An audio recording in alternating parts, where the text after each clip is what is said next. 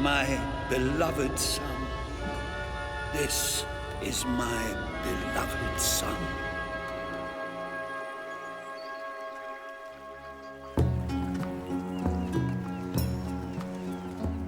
This is The Miracle Maker, one of the most ambitious animation projects ever undertaken. And this is the story of how it was made. It's the result of a remarkable collaboration between Cell Animators, Cartoon Cymru in Wales, and Christmas Films in Moscow, a company of some of the finest model animators in Russia. Their work is renowned for its beauty and skill, and draws on a long and distinctive tradition of Russian puppetry. Father! The early 90s was a tough time for people here. Political violence was endemic, food was scarce, money was short, and all the certainties that people had grown up with seemed to be crumbling around them.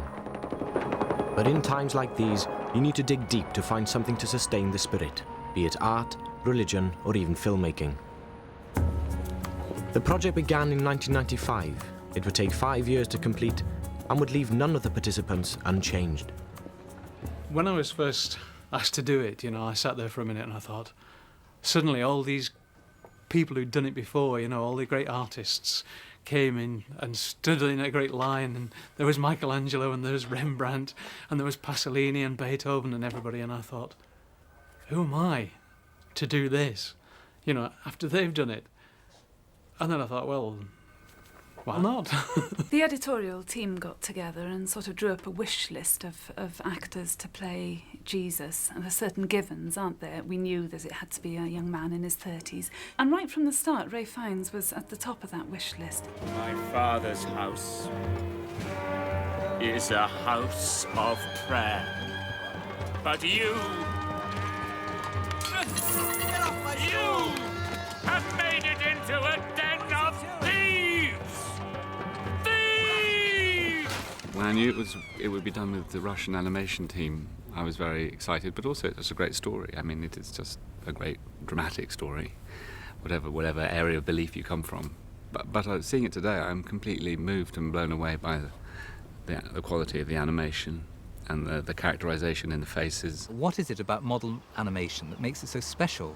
Why is it that we're so intrigued by it, so fixed by it? Why is this film touching so many hearts? And one of the animators said to me, I think it's because model animation distills the essence of the human being. Мы стараемся воспроизвести с максимальной достоверностью жизнь, соответственно, тематики, воспроизвести Галилею первого века, воспроизвести характеры, персонажи. То есть это единственное, где возможно, в кукольной мультипликации. So how do you start writing a script on the life of Jesus? It's a huge subject, and you always run the risk of upsetting people. But the real challenge for the writer, Murray Watts, was to find a new way into the story. After months of research and advice from eminent theologians, Murray came across a character mentioned only briefly in Luke's Gospel, who would become the key to the whole project. This idea came into my mind very simply. The little girl who became seriously ill, Jairus' daughter, she dies as Jesus is on the way to heal her. And I said to Chris, look, what if we did a kind of fifth gospel, a gospel from a child's eye view? And what if we took this little girl and we made her very significant in the film? We made her our window, developing a family for Jairus, creating a mother whose voice is played by Julie Christie. Who is it, Mother? Someone that they met on the road. Who is it? Leave this one! She's a mad woman. The animation begins with a voice. The production team have hired some great actors, but they've also decided to record them together, like a radio play, all in one day. Now this is great for the actors and for the feel of the performance, but it's a major headache finding people of this caliber all available on the same day. In the end, May the 15th, 1996 was the best compromise, and almost everyone's here.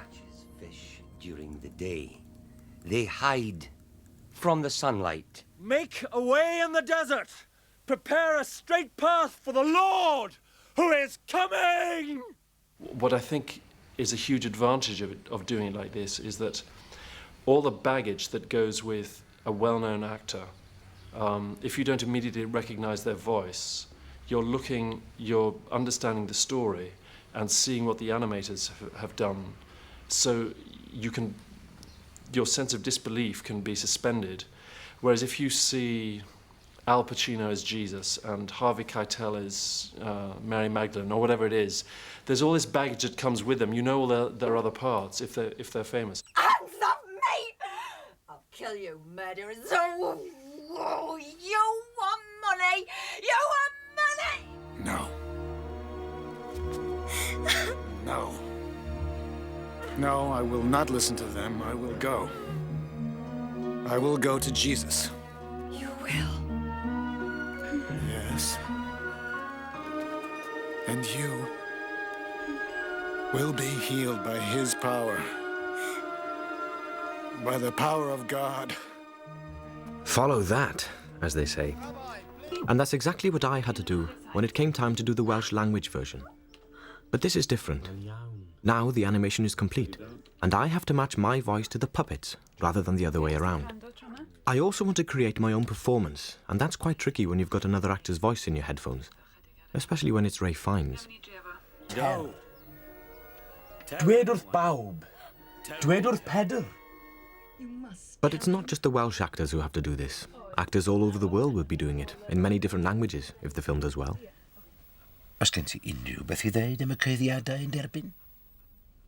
Ask, and it will be given to you. The next stage is to give the voices to the animators in a form they can use. It's an immensely laborious business. It'll take about 4 months to complete. Each section of voice is broken down into its phonetic parts and written against a scale of time, a bit like musical notation on a stave. The animators will use this chart as a guide for matching the voice to the mouth movements of the animated characters. At 4 seconds per chart, that means about 1,400 charts for the whole film. To complicate things further, the puppet animators are Russian, so the charts must also be transcribed into Cyrillic script.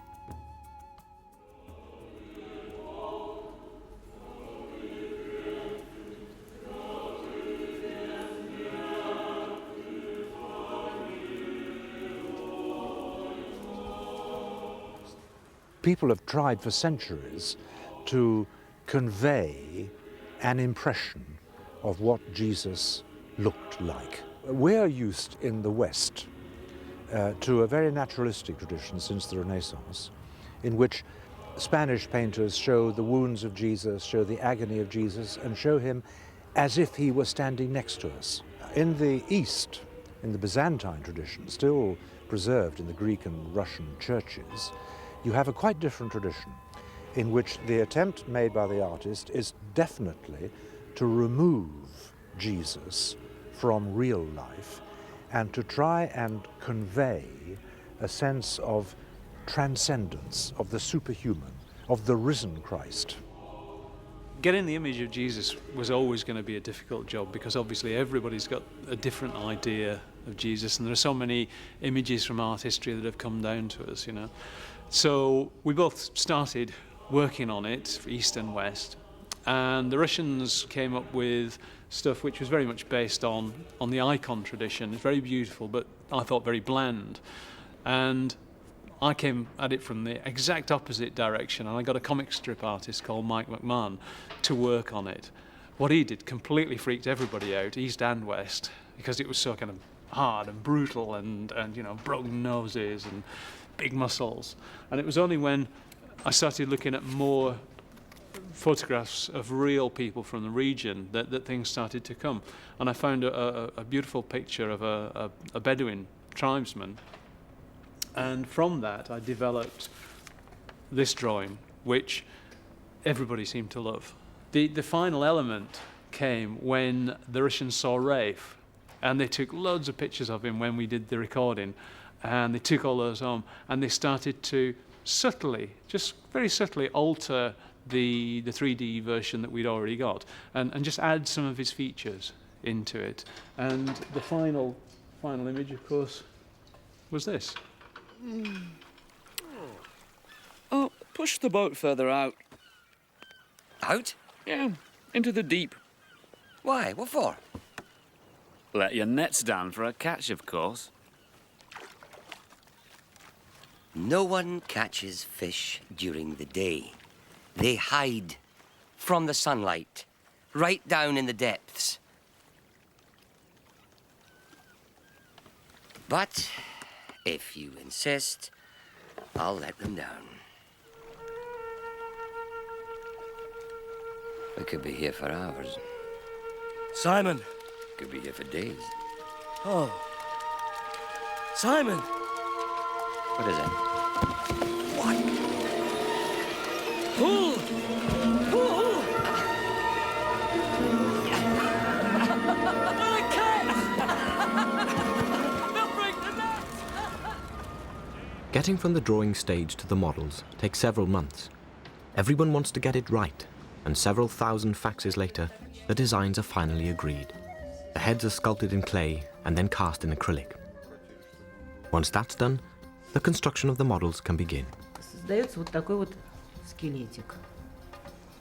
После того, как изготовлена конструкция, кукла начинает приобретать фигуру, тело. Вот поскольку исторически все это происходит в Израиле, там жарко, и масса открытых частей тела, мы не смогли прятать руки, как мы делали это раньше, и мы руки изготавливали из нового материала фастфлекса. This new material has never been used in animation before. It's very pliable and lifelike, and the animators take to it eagerly, allowing them to create very subtle body movements. Historical accuracy is a key element in this film. A trip to Israel in 1995 provided the designers with vital information about landscape and color, and even construction methods of the period. Attention to detail is almost obsessive. Basic materials are often hard to come by and difficult to import in any quantity, yet they still manage to produce astonishingly beautiful artifacts out of virtually nothing. Во всех наших фильмах, которые мы делали и раньше, конечно, мы стремимся достичь определенного совершенства вот, искусством. Конечно, мы пытаемся реализовать какую-то почти невыполнимую задачу. Мы хотим создать образ самого великого человека. Нереализуемая задача. No! Sir, don't trouble the master anymore. Don't be afraid. Keep on believing. And she will be well.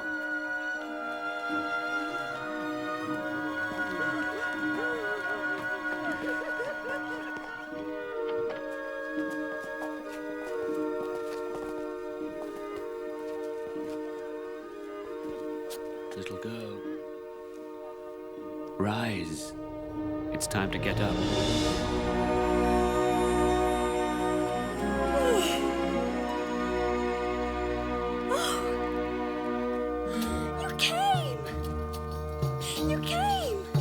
Yes, I'm here. I'm here.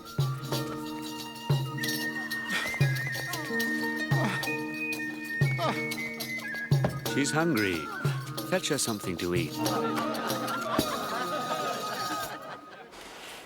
Chris Lyons' team in Bristol are animatronics experts, more used to bringing dinosaurs to life than biblical characters. Derek has asked them to try and find a way to get more realistic mouth movements and facial expressions from the models. The models that the Russians use are these lovely little hard dental acrylic heads. There's no movement in them at all, apart from the eyes and maybe the jaw. So we have to create something that, when they've been filming this little guy and they come to a big close-up, you don't want to believe it's a different puppet. You want to believe it's the same character. So we have to create something that looks very smooth on the outside, but is soft and has mechanics on the inside that they can find and manipulate and move around to create expressions. The first two puppets that go out have to go with one of our guys and an animator who can explain this. Otherwise they could just reject it out of hand.